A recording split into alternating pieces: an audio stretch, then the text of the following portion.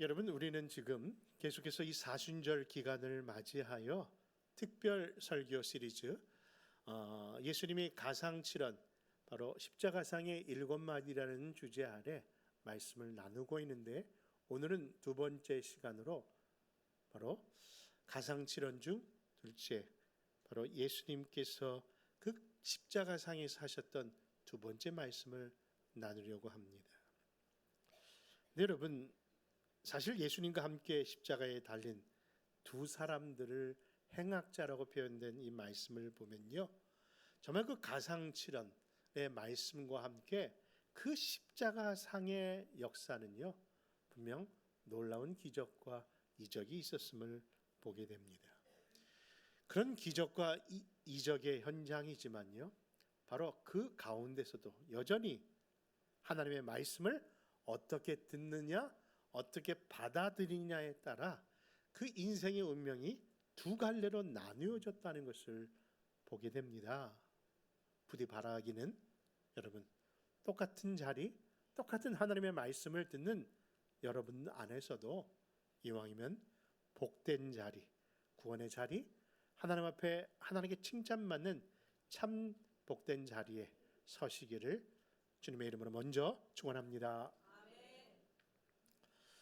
여러분, 십자가상의 사건, 그렇죠? 예수님의 사복음서에 다 기록된 내용인데요, 그 십자가의 사건을 기록한 사복음서이지만 그 마태, 마가, 누가, 요한 이 모든 저자들이요, 똑같은 그 십자가상의 7마디를 다 기록하고 있지는 않답니다.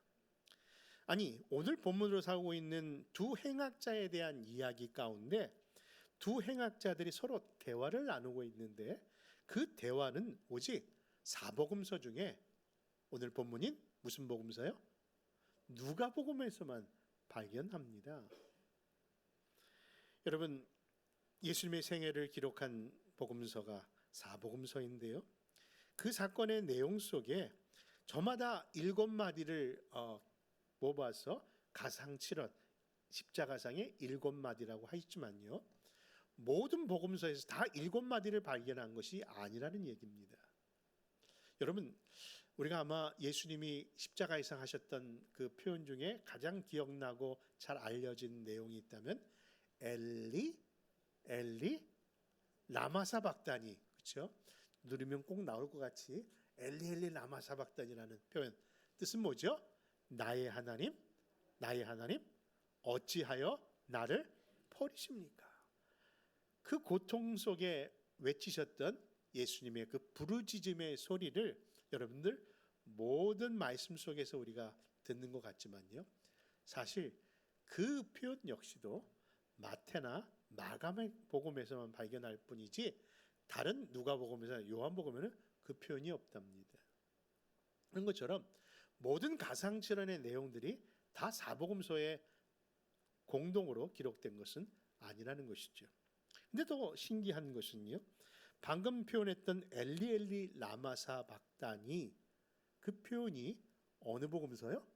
마태와 마가복음에 있다고 했는데, 마태와 마가복음에서는요, 가상칠언 7가지의 말씀이 오직 방금 표현했던 그 하나밖에, 그 제4원이라고 하는 그 하나밖에 없다는 것도 또 이 본문을 공부하면서 알게 되었답니다. 그러니 여러분, 마태나 마가복음이 한 십자가상의 표현을 하고 있다면 나머지 6개는 어디에 있을까요? 여러분, 3개는요 요한복음에서 발견되었고, 그 또 다른 3개는 우리가 지금 계속 본문으로 삼고 있는 누가복음에서만 발견됩니다. 그래서 지난주에 들었던 말씀, 주여 저들의 죄를 사여 주옵소서라는 첫 번째 제1원이 누가복음에서 발견됐고, 오늘 본문이 그 뒤를 이어서 나오는데 두 번째, 오늘 너가 나와 함께 어디에? 낙원에 있으리라 하신 그 말씀이 제2원으로서, 이것도 역시 누가복음의 표현이고요. 또 하나 더 미리 말씀을 드린다면은 나의 영혼을 아버지께 부탁하나이다 라고 하는 그 표현까지 다 누가복음에서만 발견되는 제 7언 중 3가지 예수님의 내용입니다. 근데 이 누가복음을 여러분들 읽다 보면요, 그 누가복음을 기록한 누가의 그 성향이 드러나는 것 같아요. 여러분, 우리가 나이 들면 자기가 듣고 싶은 것, 자기가 보고 싶은 것만 본다고요. 평상시는 몰랐다가 어느 순간에 깨달으면 그때부터 보이기 시작하는 것처럼. 그렇죠. 예전에는 아니 이렇게 임신부가 많아? 그런 걸 전혀 모르는 분이 자기가 임신을 한부터 갑자기, 제가 임신부 얘기를 왜 하죠? 제 몸매가 꼭 임신부 같다고 누가 놀려갖고 제가 아침에 충격 먹고 그게 떠오르는 것 같은데, 여러분 자기 눈엔 그것만 보이는 거 아닙니까? 그런 것처럼 어느 순간에 그것을 깨닫게 되는 것처럼 누가의 눈에는요, 우리 예수님이 사랑스러운 예수님, 어떻게 해요? 죄인을 구원하러 오신 예수님, 그 죄인을 용서하신 예수님, 그런 예수님이 결국 하나님의 모든 걸 맡기고 하늘나라 올라갈 때 그 모습을 상기했는지 그것을 강조하고 있다는 것을 보게 되죠. 그래서 결국은 사도행전에 이어지는 누가의 기록 속에서도 결국 영혼 구원의 말씀을 그렇게 열심히 전하고 또 전했나 봅니다. 여러분, 그런데 이 십자가에 대한 이야기를 늘 드릴 때마다 우리가 또한 얘기하지 않을 수 없는 한 가지 사실은요, 십자가 처형은 너무나도 정말 잔인한 처형이 아닌가 생각이 되는 겁니다. 여러분, 지난주에 말씀드린 것처럼 죄수를 가장 고통스럽게, 가장 잔인하고 수치스럽게 처형하는 방식이 바로 이 십자가 처형법인데, 그냥 고통 없이 단숨에 목을 베는 참수형이 차라리 낫겠다는 생각을 하게 만드는 그런 여러분 처형이 바로 십자가 처형이 아닙니까? 심지어는 4, 5일을 나무에 매달아 그 고통을 더 계속해서 늘리도록 결국 탈수 현상으로 죽어가도록 하는 것, 심지어는 한 20일까지도 그 안에서 고통받는 사람들도 있었다고 하는 것은요, 정말 아까 표현한 것처럼 그냥 목베임을 당하는 단숨의 죽음이 차라리 낫겠다는 생각이 들 만큼 십자가의 처형은 너무나 끔찍한 고통스러운 처형입니다. 또 어떤 분이 그러시더라고요. 실질적으로 그 십자가에 달린 대부분의 죄수들은요, 탈수 현상으로 죽기보다는요, 눈이 멀어져 죽는데요. 뭔가 했더니 까마귀들이 그 죽음을 기다리다 못해 뭐예요? 상상을 표현합니다. 그 눈알을 여러분 바로 쪼아 먹으면서 그때부터 심한 고통에 빠진다는 얘기를 들은 적이 있습니다. 여러분, 그렇습니다. 이 십자가 분명 얼마나 잔인하고 얼마나 고통스러운 처형 방법입니까? 그런데 그 십자가가 바로 2000년 전 그 당시 말 그대로 2000개의 십자가가 그 유대 전역에 세워졌다고 합니다. 여러분, 바로 로마가 사람들을 처형하는 가장 잔인한 방법으로 그것을 했는데, 아무나 십자가에 달리게 한 것이 아니라 가장 2가지 중죄인들에게만 그 처형 방법으로 십자가를 사용했다고 합니다. 여러분, 그 죄인들은 도대체 어떤 중죄인이길래 그런 십자가의 처형을 받은 것일까요? 하나는 인간의 취급을 받지 못하고 마치 짐승처럼 살았던 그 당시 누구들? 노예들에게 이 처형을 했는데, 그냥 노예라고 하는 것이 아니라 노예 가운데서도 도망자 가운데서도 주인의 재산이나 주인의 몸을 상하게 했던 그런 노예들은 반드시 그런 십자가 처형에 거하게 했다는 것이죠. 그리고 또 한 가지 그런 중죄인이 있었는데, 십자가에 못 박을 만큼 중죄인은 다른 것이 아니라 국가의 전복을 꾀한 반역자들에게 이런 처형 방법을 처하게 했다는 겁니다. 그러니 우리가 지금 바라보고 있고 안타까운 마음속에 생각하고 있는 저 갈보리 언덕에 선 예수님의 십자가와 그리고 그 옆에 세워진 2개의 십자가는 분명 그들 눈에는 그만큼 큰 역적과 같은 그런 중죄인으로 취급받고 있었구나라는 것을 알게 되는 겁니다. 그런데 여러분, 그처럼 가장 처참하고 가장 잔인한 십자가였지만 그럼에도 불구하고 그 십자가는 파라독스, 곧 역설을 보여주는 십자가입니다. 무슨 말씀입니까? 분명 십자가는 죽음의 십자가요, 저주의 십자가처럼 알려져 있지만 바로 그 십자가에서 구원의 역사가 일어났기 때문입니다. 그러므로 사랑하는 성도 여러분, 그 십자가 분명 무지한 자, 미련한 자에게는 어리석은 십자가일지는 모르나 분명 구원을 얻는 우리들에게는 영광의 십자가요, 감사의 십자가요, 감사해야 할 찬양의 십자가인 줄 믿습니다. 그런 의미에서요, 오늘 십자가상의 7마디 그 두 번째 시간으로 구원의 십자가라는 제목으로 오늘도 몇 가지 교훈을 나누도록 하겠습니다. 첫째, 십자가는요, 죄인을 부르시고 품어주시는 구원의 십자가입니다. 누가복음 23장 36절에서 우리 38절의 말씀을 좀 더 찾아 읽습니다. 시작. 군인들도 희롱하면서 나와 신 포도주를 주며 이르되 내가 만일 유대인의 왕이면 내가 너를 구원하라 하더라. 그의 위에 이는 유대인의 왕이라 쓴 패가 있더라. 여러분 읽으신 바와 같이 지금 예수님의 십자가 주위에는요, 예수님을 조롱하는 세 부류의 사람이 있었다라고 성경은 얘기합니다. 첫째는요, 관리들입니다. 이들은 예수님을 향하여 하나님이 택한 그런 그리스도라며 하면서 조롱 어린 비웃음으로 예수님을 희롱합니다. 그리고 예수님을 직접 나무에 매달았던 군인들도 마찬가지입니다. 그들은 너가 유대인의 왕이냐 하면서 팻말까지 써놓으면서 예수님을 이처럼 조롱하는 겁니다. 그런데 마지막 또 하나의 그 예수님을 조롱하는 분류가 있었으니 똑같이 그 십자가에 매달려 있는 두 행악자가 예수님을 희롱하고 있습니다. 그 희롱의 내용을 마가복음 15장으로 한번 찾아보면요, 희롱만이 아니라 예수님을 향하여 욕까지 하고 있었음을 보게 되는데요. 우리 마가복음 15장 25절과 27절 그리고 32절의 말씀을 계속 이어서 한번 읽어보겠습니다. 시작. 때가 제3시가 되어 십자가에 못 박히니라. 그 위에 있는 죄패에 유대인의 왕이라 썼고 강도들을 예수와 함께 십자가에 못 박이니 하나는 그의 우편에 하나는 좌편에 있더라.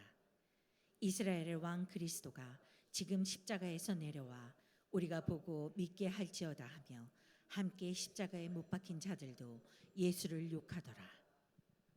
여러분 이처럼 세 부류의 사람들이 예수님을 향해 뭐 했다고요? 여러분 조롱하고 있습니다. 근데 조롱하는 그들의 말 들어보면요, 사실 틀린 말이 하나도 없다는 것 아닐까요?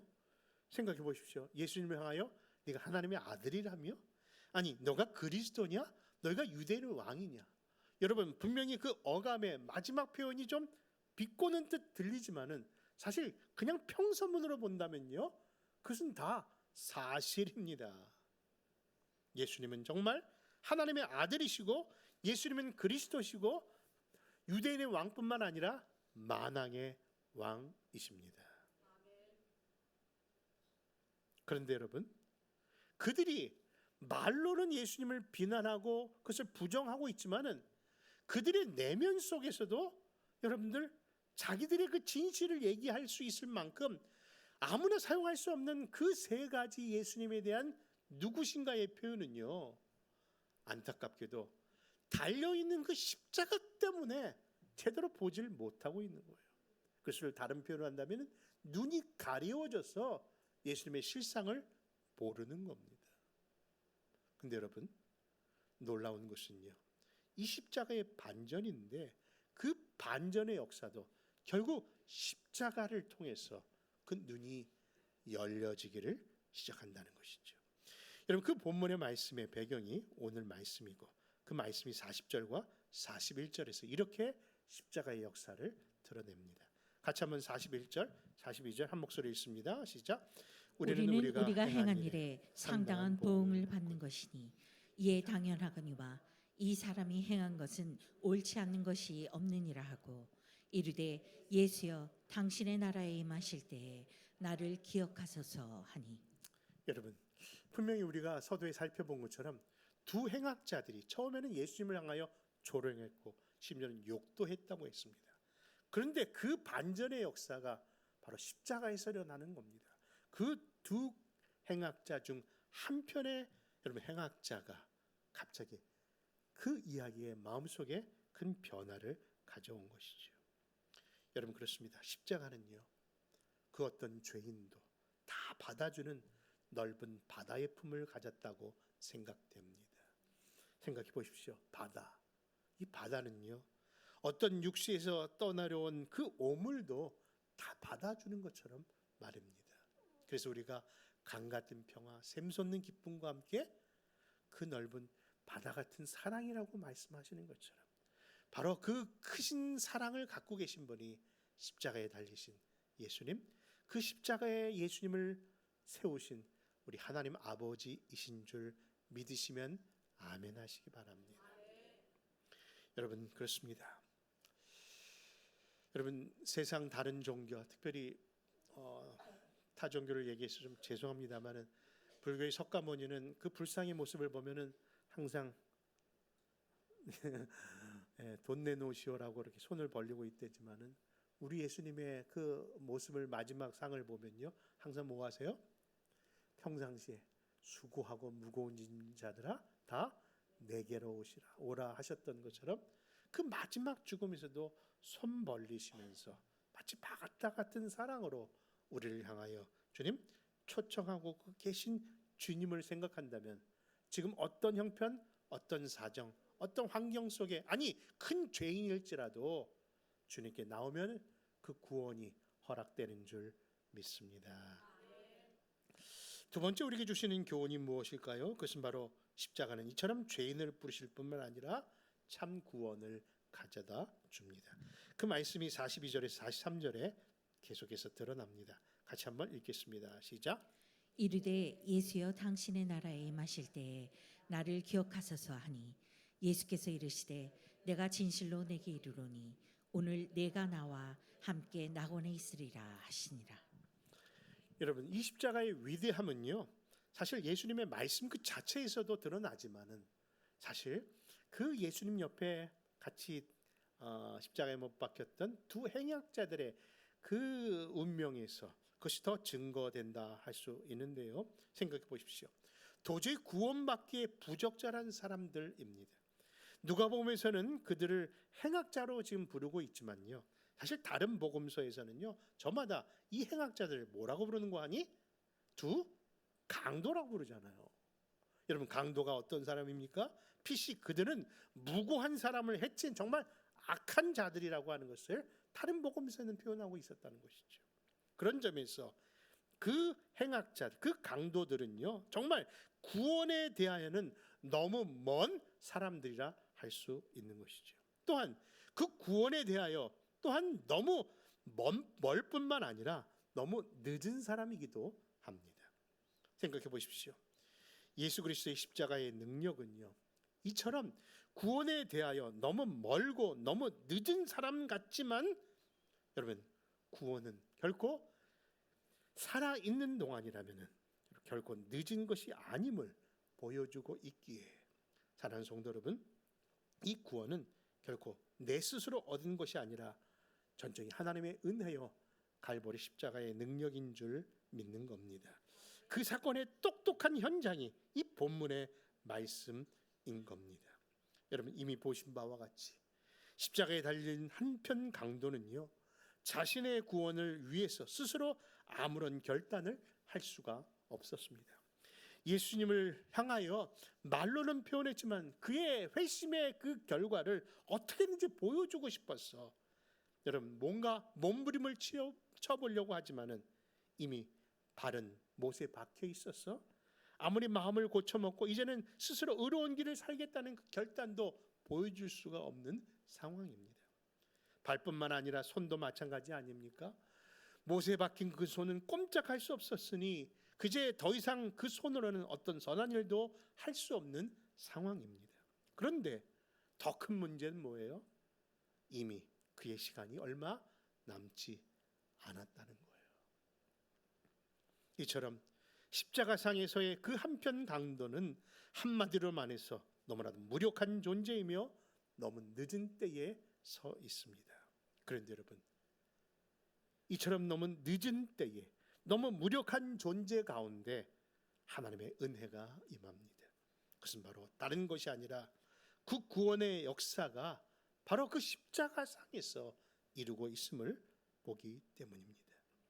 그러므로 사랑하는 성도 여러분, 구원은 결코 인간 스스로 뭔가 할 수 있다고 할 때 드러나는 것이 아니라 결국 내가 아무것도 할 수 없구나를 깨닫는 순간, 여러분 칼럼에 그런 표현을 했습니다마는 여러분 정말 인생의 황혼기에는요 무신론자가 있을 수 없다고 표현하는 것처럼요, 정말 인생이 가장 힘든 그 순간에는 저마다 하나님을 찾는 것처럼 반드시 이 구원은요 자기가 아무것도 할 수 없다는 것을 깨닫는 순간에 보이기 시작한다는 겁니다.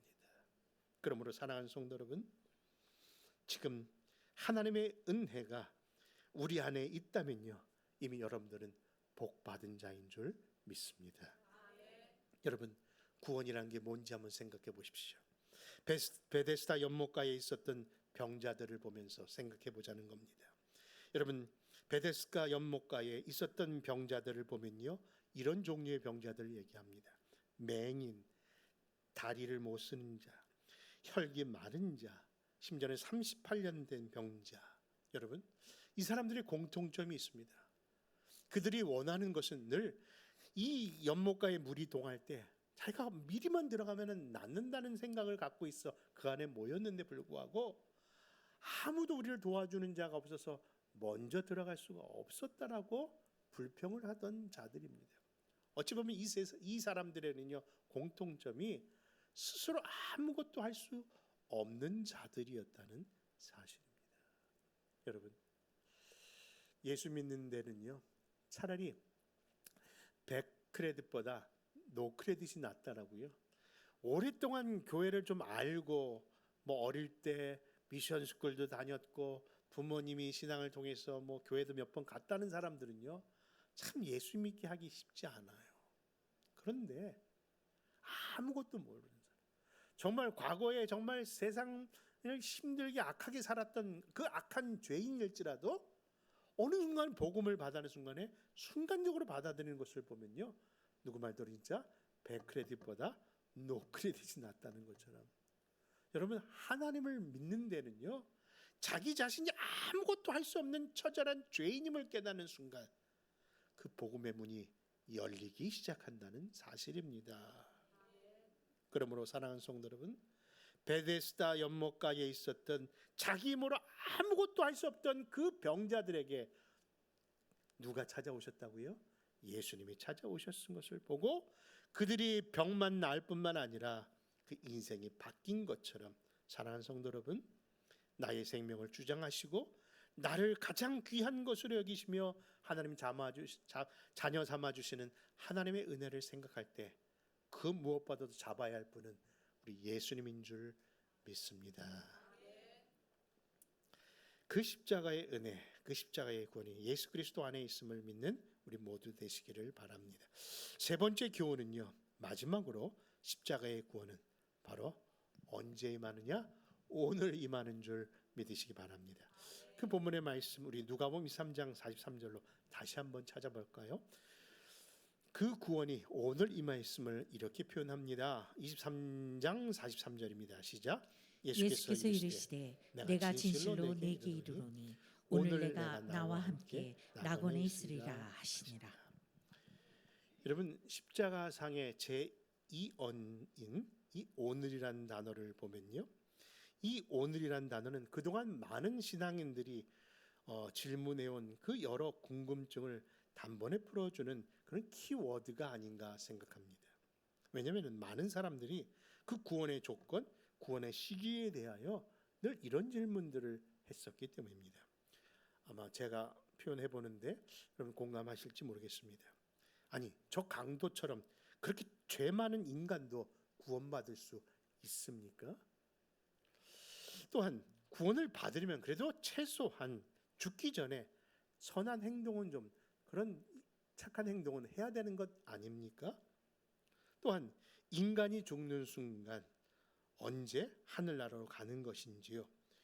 구천에 떠도는 영혼들도 있다는데 그게 사실입니까? 라는 그런 숱한 신앙의 질문들을 받은 적이 있는데요. 여러분, 그 모든 질문의 답이 바로 오늘이라는 단어 속에 해결된다는 겁니다. 여러분 보십시오. 그 악한 강도 결코 선한 일을 행할 수 없었는데 오늘 너가 나와 함께 낙원에 있었다는 것은 그 구원의 조건이 다른 어디에도 다른 곳에 있지 아니함을 드러내는 것 아닐까요? 우리 영혼이 이 세상을 떠나는 순간 다른 곳으로 가는 것이 아니라 바로 하나님 앞에 걸어간다는 그 말씀을 본다면요, 이 모든 것이 그 오늘이라는 곳에 여러분 답이 들어있다는 것을 보게 됩니다. 그러므로 구원은요, 점진적인 구원이 아니라 이처럼 즉각적인 구원인 줄 믿으시기 바랍니다. 특별히 누가복음 가운데 보면요, 이 오늘이라는 단어를 통해서 구원의 메시지를 늘 전했답니다. 예를 들어서 시공간의 한계를 뚫고 들어오는 그 오늘이라는 단어가 바로 구원의 특별한 단어라는 것을 말씀합니다. 예를 들어서 누가복음 2장 11절에 예수님이 오심을 알리는 천사의 메시지도 언제 임했다고요? 오늘 너희에게 이 기쁜 소식을 전한다라고 얘기하고 있고요.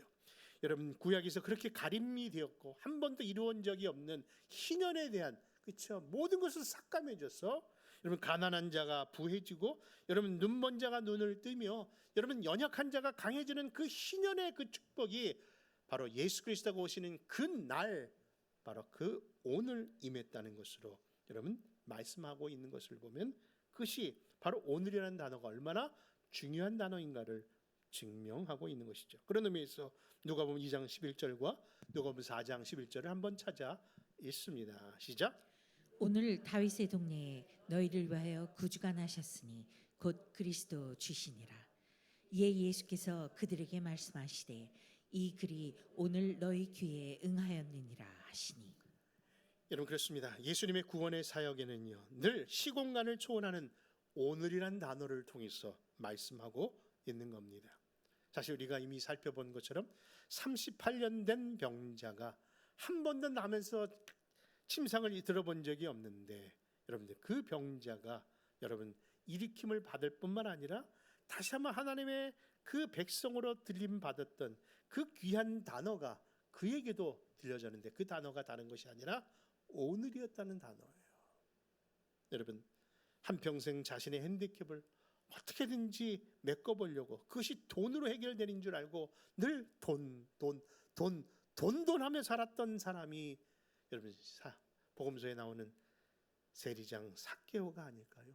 그런데 그런 삭개오일지라도 그가 예수님을 만나고 싶어 올라갔던 뽕나무 위에 있었을 때 그를 향하여 예수님이 하신 말씀도 똑같은 단어를 사용하십니다. 뭐라고 합니까? 그의 이름을 부르면서 삭개오야 내려오라. 내가 언제? 오늘 내 집에 유하여 하리라. 그러면서 예수께서 그 집에 거하시는 순간 오늘 구원이 이 집에 이르렀으니 이 사람도 아브라함의 자손이니라. 그러므로 사랑하는 성도 여러분, 분명 오늘은 은혜 받을 만한 때요, 오늘은 구원의 날인 줄 믿습니다. 그러므로 이 오늘의 축복, 이 오늘의 구원을 주신 그 하나님의 초대에 다시 한번 감사하며 여러분 그 어떤 것보다도 예수는 그리스도시요 하나님의 아들이시며 나를 위하여 오신 하나님이심을 고백하는 그런 구원받은 백성들 다 되시기를 주 예수의 이름으로 축원합니다. 기도하겠습니다.